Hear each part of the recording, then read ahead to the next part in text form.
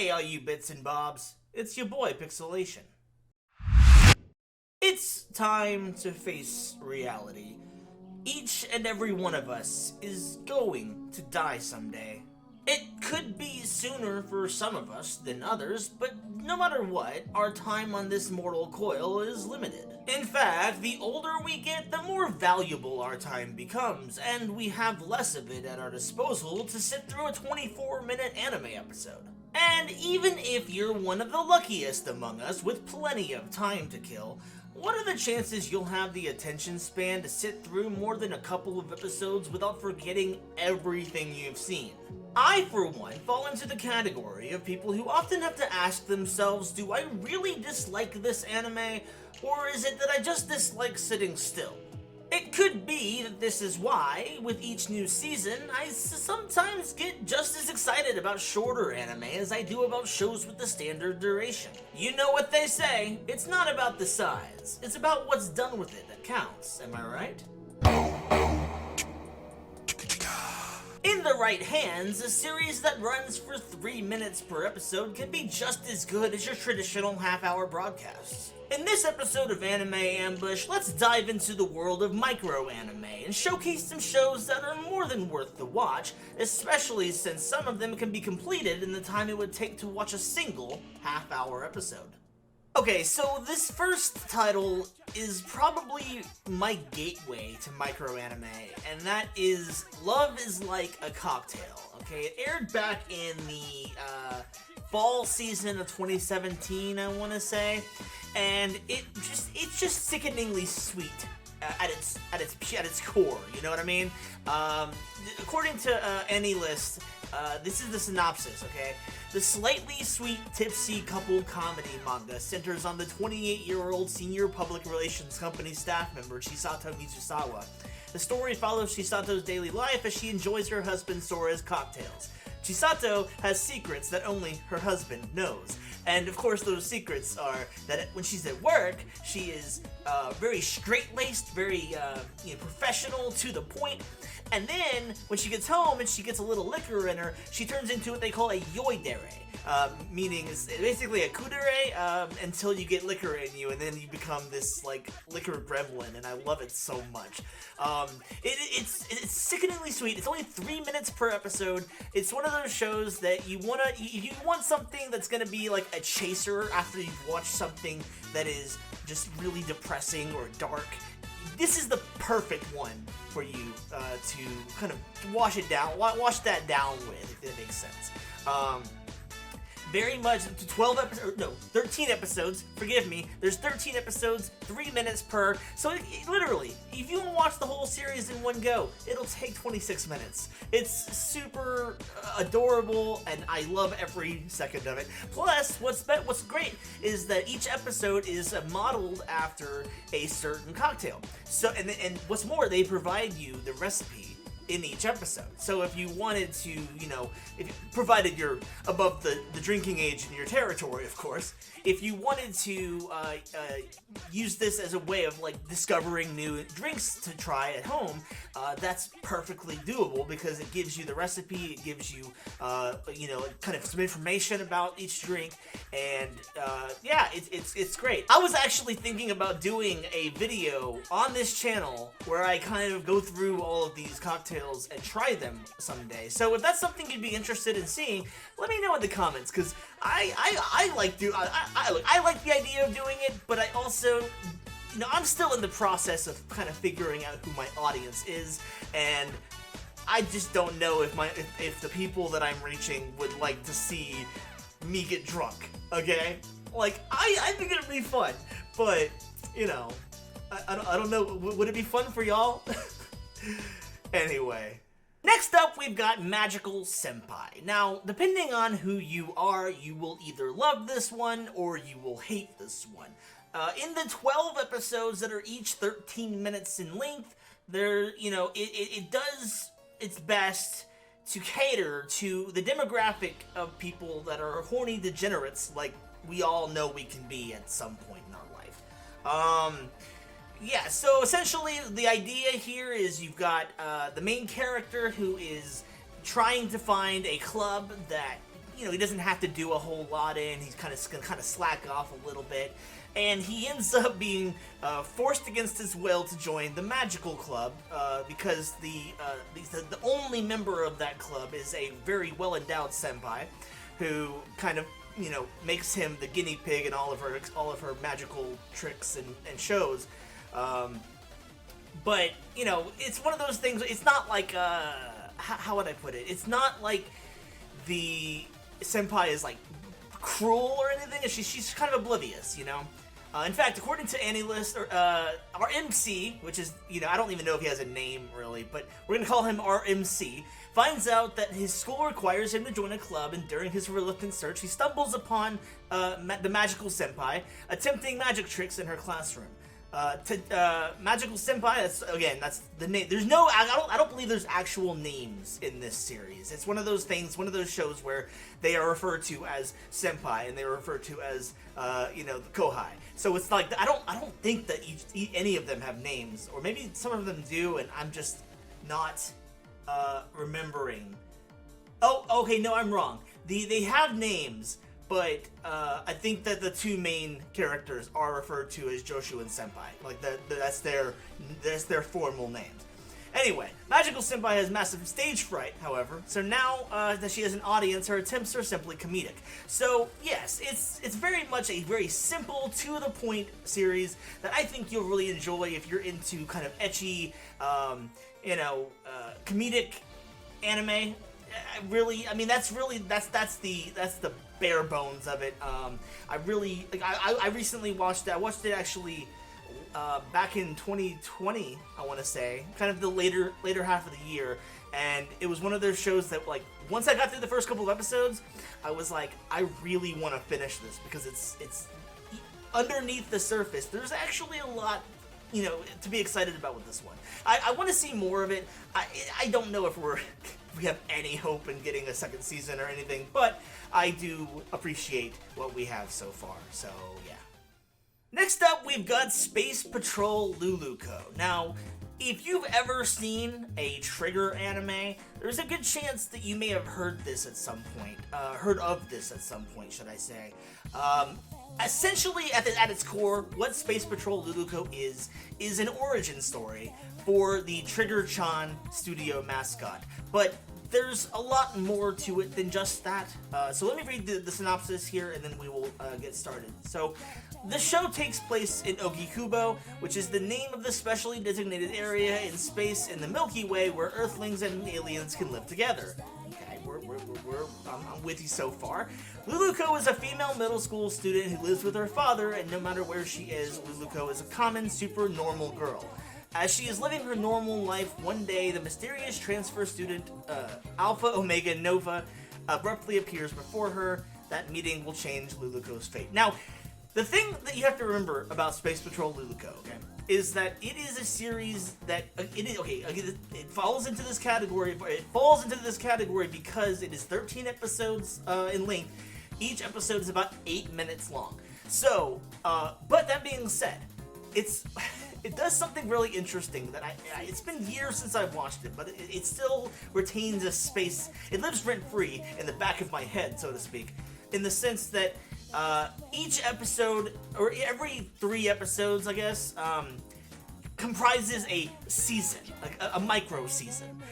And so from episode 1 to episode 13, it tells this surprisingly complete story that I never would have imagined it would cover this much, given the length of the show. It honestly felt like it wasn't a micro anime. It was, but it's one of those shows that, like, by the end of it, you're like, wow, I never expected that they would tell a seemingly complete story in 8 minutes per episode and 13 episodes long. It's to the point where I don't even think we need a second season because they told a complete story from beginning to end.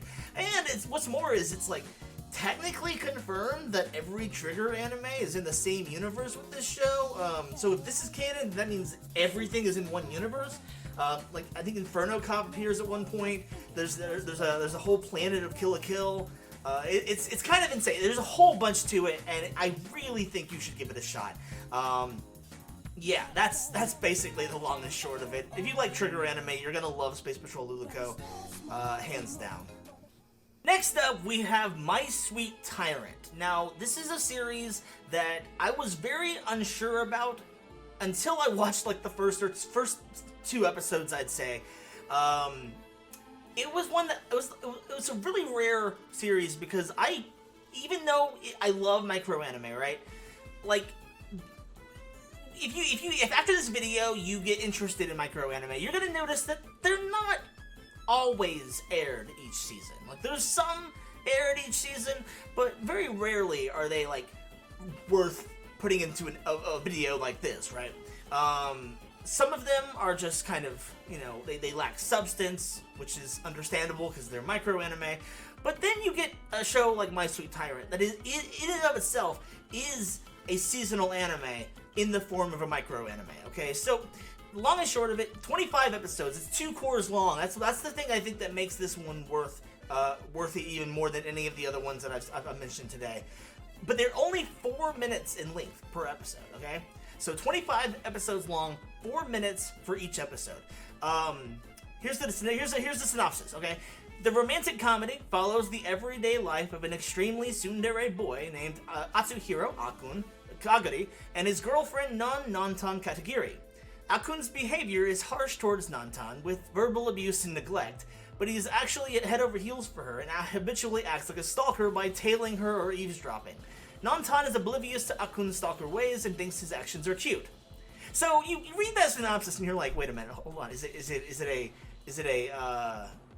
basically it's the opposite of what you'd expect from a tsundere. Okay, normally in anime, the tsundere is the female character, and she's usually, you know, kind of rude to the main love interest, and, you know, by the end, you know, development happens, and you get a character that is actually pretty cute. But then in this one, you get a little bit more of a weird twist on that trope, where the male is the tsundere and the female is the dere. And yeah, at the end of the day, I love this one. I know that synopsis makes it seem like kind of shady. Trust me, it's cute as There is no sinister undertones at all to this. It's kind of one of those things where I like to say that the whole tsundere thing is cute in anime. In real life, it's not so much. If this were to happen in real life, I would be concerned, to say the least. But because it's an anime, there's no sinister undertones. It's adorable, and it tells a really, really compelling story about someone who is just incapable of expressing themselves, and instead decides they're going to express themselves in, you know, by calling his girlfriend garbage, and then in the same breath, like, constantly gushing over her to his friends. So, you know, say what you will, I think you should watch this one. It's really cute, and I want to see more people talking about it, but that's neither here nor there. Let's go ahead and move on. Okay, so next up we have one that I am going to go ahead and talk about with the understanding that I am by no means recommending it, okay? Sometimes I'm gonna include a title in a video that I just want to warn you about so that you don't go and waste your time with it, even though it is a short anime. So don't watch this one, okay? So, next up on the list is Netsuzo Trap, NTR.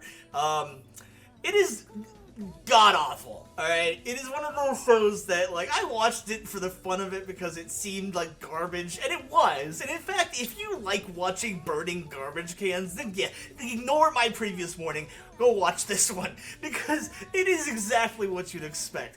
Here's the synopsis, just for posterity's sake. Yuma and Hotaru have been friends since childhood. It is only natural that when Yuma is nervous about her new boyfriend, she asks Hotaru along with her boyfriend for a double date. But when Hotaru offers herself to Yuma as practice, both girls realize that they're more interested in each other than they are in their own boyfriends. Now, this is 12 episodes long with 9 minutes per episode, okay? And if I remember right, it aired the same season as Citrus, and if you've ever heard me talk about citrus, you know that I'm not the biggest fan of citrus. I've said it before, I am Yuri garbage, okay? I did not really care for citrus, though, because it was a little bit rapey. And the same can be said even more so for Netsuzo Trap, because while it may not be as rapey as citrus was, it is definitely on the side of just really shady shit, you know? Because they really focus. There's a reason there's NTR in the title. And it's just because it's like they really focus, they really hammer in the fact that the boyfriend is being completely like neglected and emotionally abused and essentially gaslighted into thinking that there's, you know, still a future with his girlfriend. And I'm like, dude, okay, like there's nothing wrong with hooking up with your friend. You just break up with your boyfriend first. You know, come on, let's be courteous. You know, if you're gonna hook up with your best friend, that's your business. You know, it is what it is. But like, don't be. No, I get that it's a fetish. I get that there's a whole subsection of people who are like, yeah, NGR, let's go. Look, I'm sorry. Let's not for a second. Let's not. Okay.